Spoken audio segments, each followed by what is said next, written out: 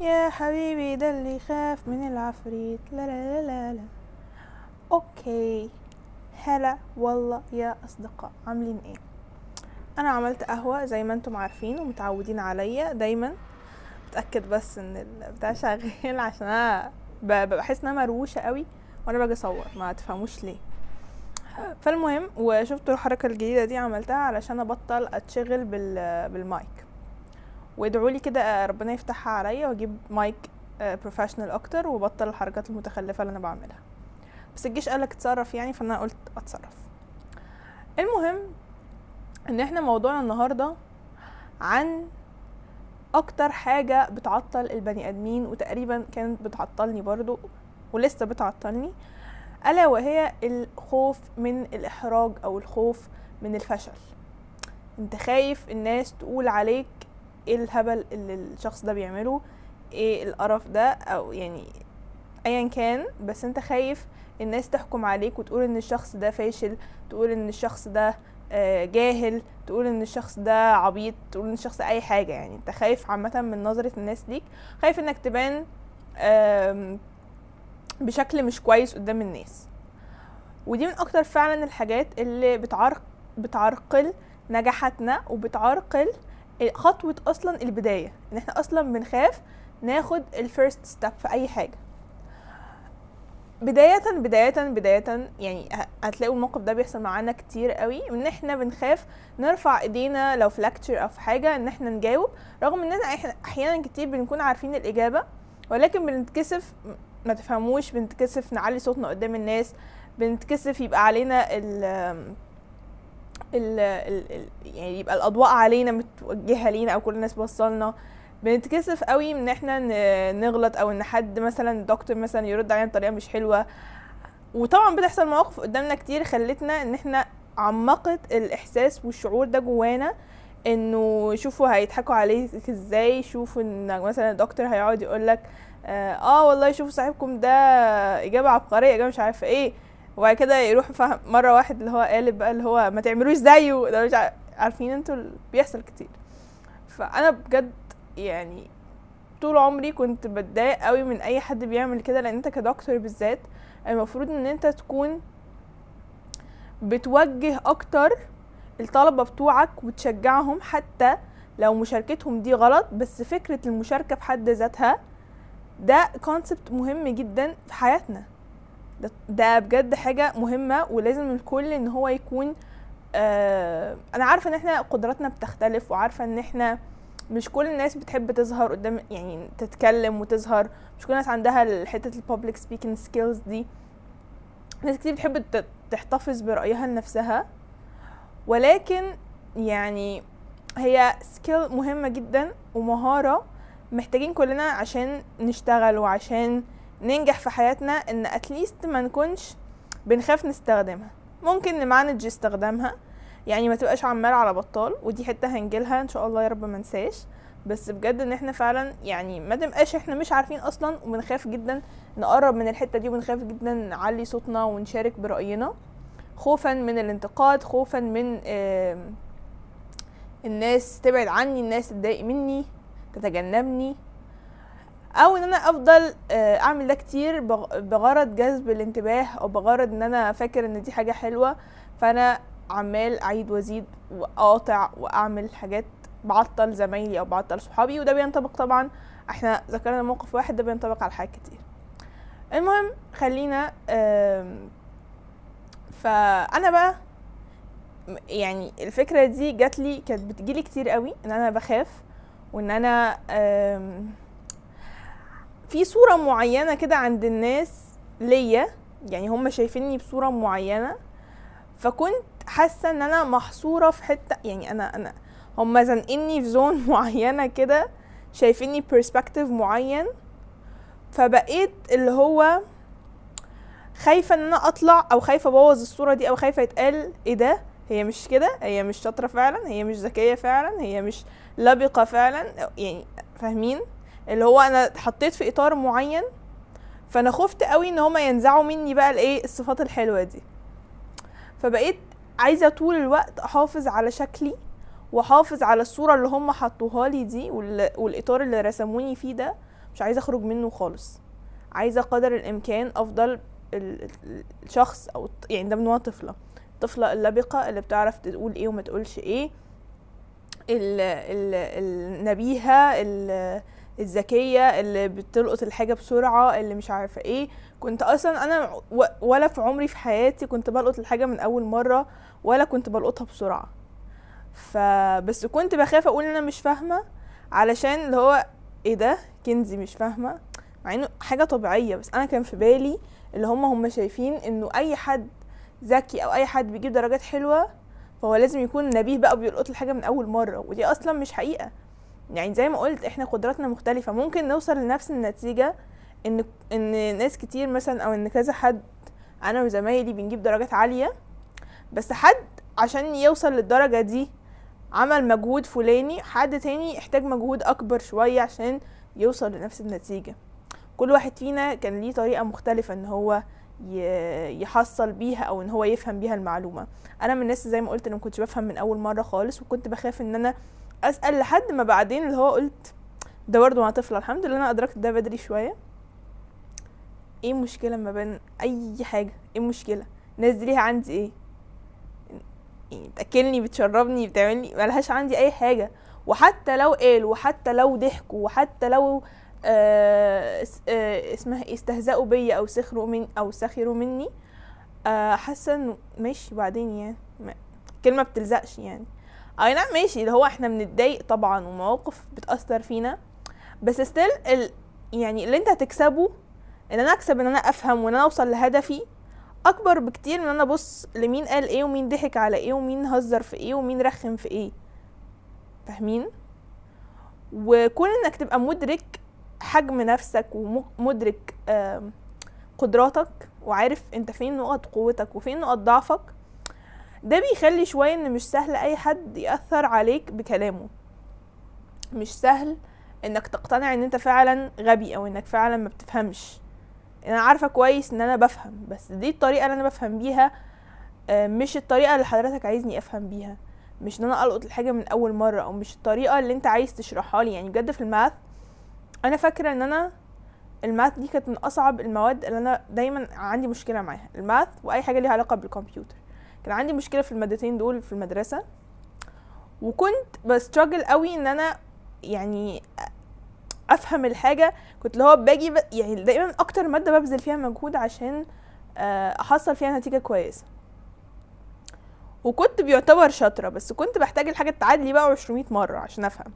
وما احبش فكرة ان انا مبقاش فاهمة حاجة، يعني بقى اللي هو ايه مش بفهم من اول مرة وكمان بك عايزة افهم. يعني مثلا لو الماستر شرح باكتر من طريقة، احنا عارفين في الماث بيبقى فيه اكتر من طريقة دايما لحل نفس السؤال يعني، فانا كنت احب افهمهم كلهم. ما تحصرنيش تقولي طالما انت فهمتي واحدة خلاص حلي بدي، لا انا عايزة افهمهم كلهم حتى لو الطريقة التانية دي صعبة. كنت عنادية قوي في الحتة دي، وكنت بحب ان دايما ابقى عارفة كل حاجة، وبتعب اللي حواليا واقعد اخلي الماستر يشرح لي مرة واثنين وثلاثة وعشرة. بصراحة كان في ناس صبورة جدا، وفي ناس بجد بحبها وعايزة على قلبي قوي لحد دلوقتي. هما كانوا فاهمين ان انا يعني ان انا حابة اللي هو مش بفهم او مش ببقى عايزة اللي يخليني اعدي وخلاص. لا بصراحة يعني انا كنت حاسة ان انا ولحد دلوقتي دي حتة فيا، وساعات بتضايق ناس وساعات بتبقى حلوة، يعني ان مش كل الناس بتبقى عندها الصبر وطولة البال ان هي تقعد تعيد لي الحاجة اكتر من مرة، او ان هي تفضل معايا. يعني اللي هو انا بسأل اسئلة كتير، يعني عندي كريستي قوي في حتة التعلم دي، في اي حاجة بقى، في شغل، في التريننج، في مدرسة، في الجامعة، في اي حتة. اللي هو طب معلش هي دي غلط ليه؟ طب واحنا ليه ما خدناش الاختيار التاني؟ وهكذا. فاهمين؟ في ناس بقى اللي هو انت يعني هتوجعي دماغنا، ما تخلينا نخلص الليلة دي ونروح، يعني عندنا حاجات تانية. فاهمة طبعا، بس انا يعني مش بعمل ده كتير الحمد لله، بقيت اللي هو برضو كده، مش لحاجة على قد ما هو ان انت برضو تبقى مدرك ان انت مش لوحدك. يعني ان انت يعني انا لو في كلاس او في حاجة كبيرة، في لكتشر او في حاجة معايا ناس، انا الكلاس ده مش بتاعي لوحدي. الدكتورة ولا المعيدة اللي بتشرح دي مش بتشرح لي انا لوحدي، فبالتالي الوقت ده وقت المحاضرة ده مخصص ليا، واقعد اسأل زي ما انا عايزة.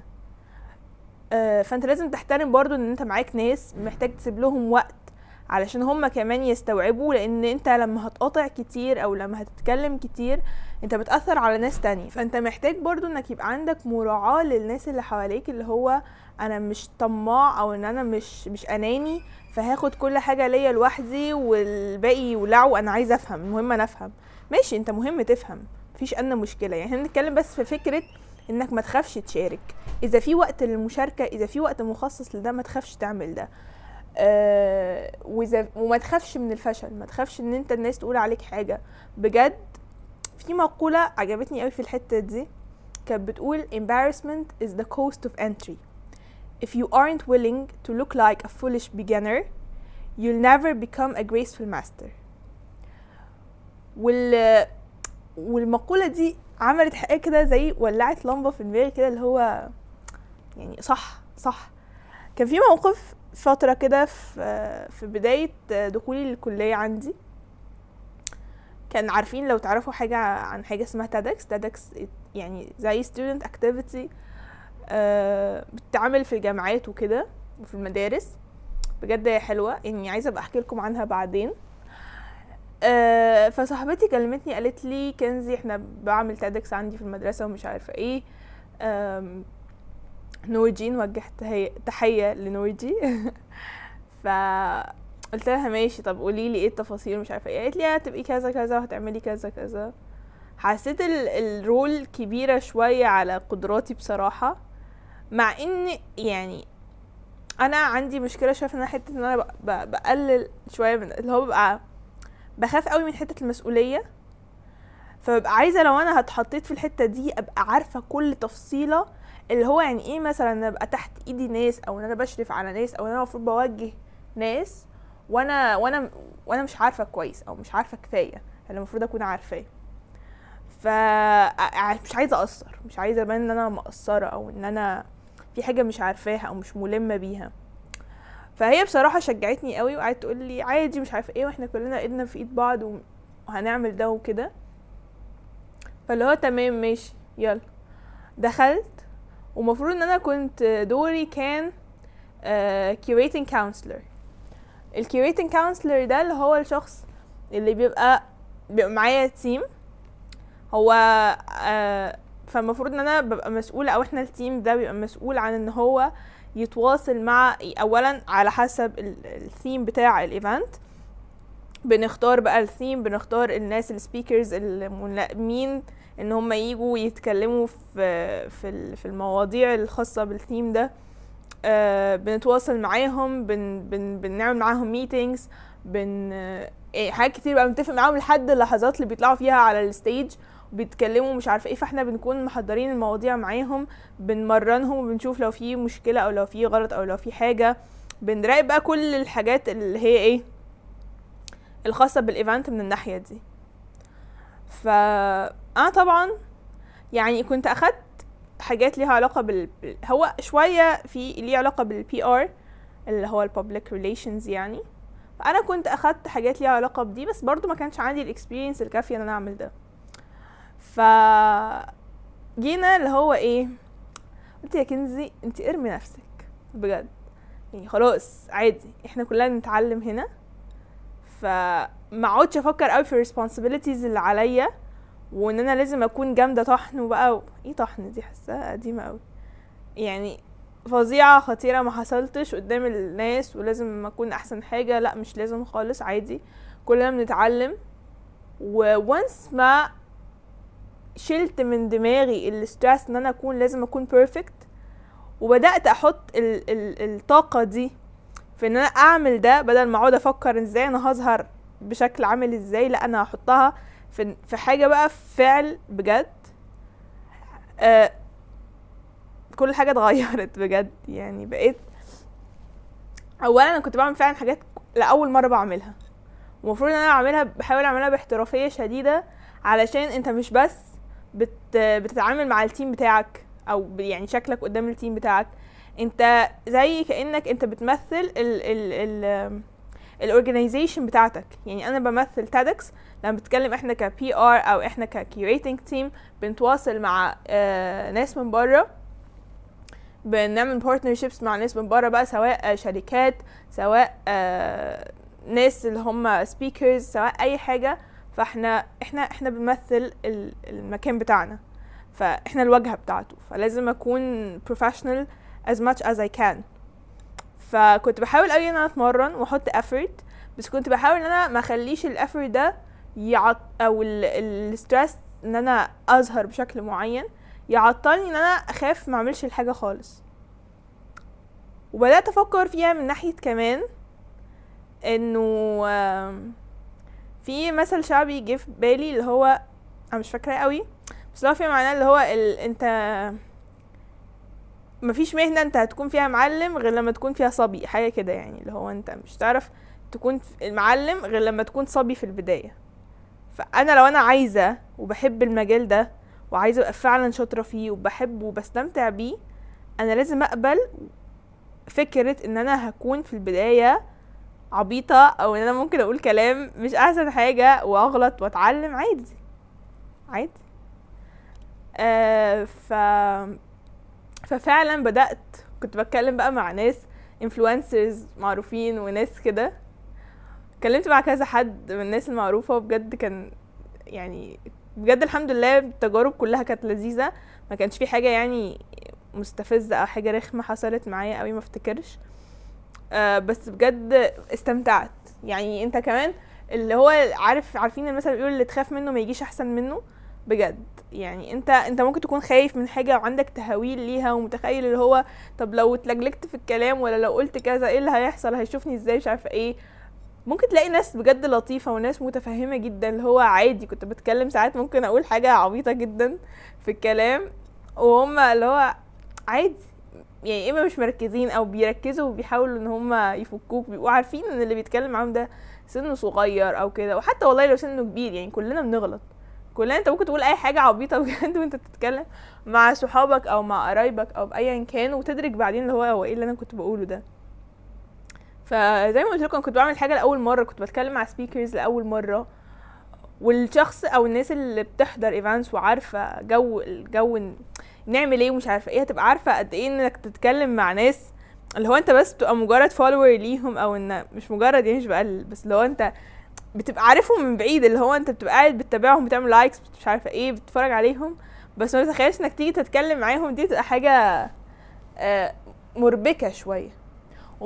مش القصد برضه انك تتكلم معاهم انه يعني انا مش بقصد اقلل من حد ولا اعظم في حد، بس اقصد ان انت يبقى موضوع مربك. انت عامه لما بتيجي تتكلم مع اي حد غريب موضوع مربك، فما بالك حد غريب بقى ومفروض انت كمان بتقنعه بحاجه، يعني بتقنعه وبتمثل مكان معين، فانت عايز تبان حد بروفيشنال، عايز تتكلم كويس، عايز تكون لبق، وعايز تقنعه ان هو يعني يجي عندك. ما انا سوري لو حد جه يكلمني وقال اي كده اي هبل او اتكلم بطريقه اجريسيف او اتكلم بطريقه مش حلوه، فانا ايه اللي هيخليني انا معلش حد عندي شغل وحد مطلوب في كذا حته وحد ليا فولورز كتير، ولو انا رحت في مكان مش احسن حاجه ممكن ده يضرني في شغلي او كده، فانا بديهي جدا او من حقه جدا ان الشخص ده يرفض يجي في مكان مش مناسب ليه.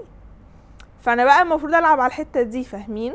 العب على حته ان انا لا احنا ناس يعني بروفيشنال، المكان هيفيدك لما هتيجي ده حاجه هتفيدك قبل ما هي هتفيدنا، يعني لازم تلعب على حته الجهتين، ان احنا هنستفاد وانت كمان هتستفيد من حاجه زي كده. بس طبعا اللي هو انت مش بتروح تتكلم اللي هو يعني بتحاول توصلها بطريقه لبقه، فاهمين؟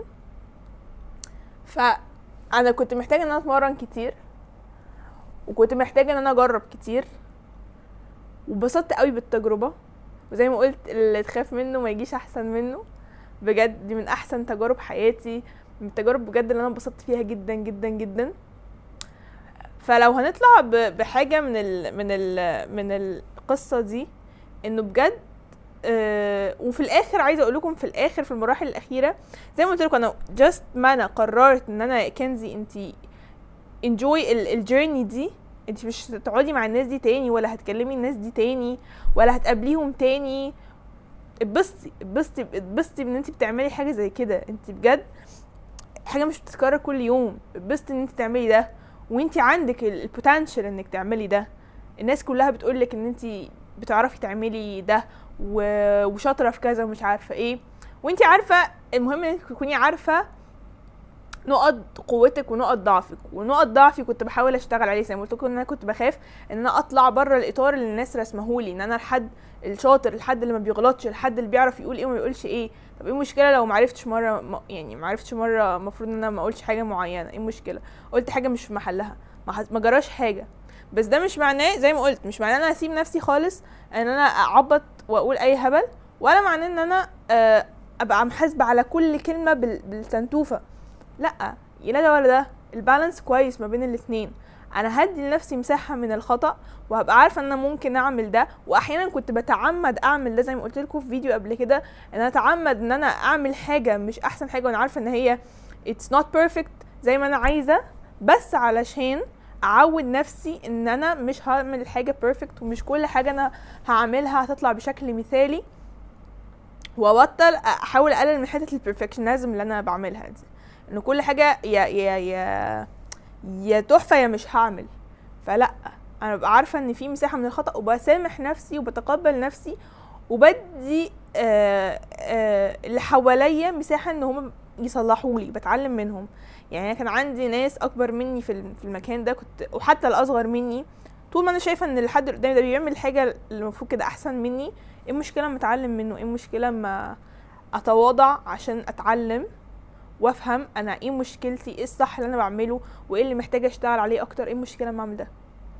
مفيهاش اي احراج، مفيهاش اي حاجه. انت بتستثمر في نفسك، تستثمر في نفسك. اخطائك دي هي استثمارك في نفسك، طول ما انت بتتعلم منها، طول ما انت بتحاول بتركز عليها وبتتعلم منها. وعايزه اقول لكم حاجه، ان انا كنت كل ما ابقى مركزه جدا جدا جدا ان انا ما غلطش، وابقى متضايقه قوي لو غلطت، كل ما كنت بكرر الغلط. وانس ما بدات اسامح نفسي وغلطت، فايه يعني؟ خلاص، احنا اولاد النهارده، ما حصلش اي حاجه، بكره هنجرب تاني ومش عارفه ايه. بقى مقدار الغلط بالنسبه لي يقل، والله العظيم. ولا عمري في حياتي كنت اتخيل انا ممكن ده يحصل. كنت بقعد اقول لنفسي انت بجد هتعملي الغلط وهتسامحي نفسك كده عادي ولا كانك عملتي حاجه؟ طب ما يعني ايه بقى، احنا جايين نلعب هنا ولا ايه يعني بجد؟ واللي هو ما انت كده عارفه هتستسهلي مع نفسك، خلاص بقى مره عملتيها هتعمليها التانية والتالتة والعشرة. بس طلع الموضوع العكس خالص، العكس تماما. هتعودنا ان احنا لما نبقى قاسيين مع نفسنا ان احنا كده هنبقى هنتعلم كده. بس ممكن الكلام ده يجي مع اللي عارفين اللي هو نظام التربيه، اللي هو لازم يتعاقب عشان ما يكررش الغلط. بس احنا مش بنيجي كده مع نفسنا، لان انت كده في حاجات يعني تبقى الرحمه مع النفس دي هي اللي بتخلي الواحد ان هو يحس انه عادي. يعني مش انت لما تهول حاجه قوي هتخاف تقع فيها قوي، فهتبقى كل طاقتك انك ما تقعش فيها، مش في انك تتعلم بجد. فاهمين؟ مش انك تركز بجد على ايه اللي اصلا بيوقعك في الغلط ده، ايه اللي بيخليك تعمل ده، فبتقع فيها عشان تركيزك كله انت ما يعني اللي خاف من العفريت يطلع له، صح؟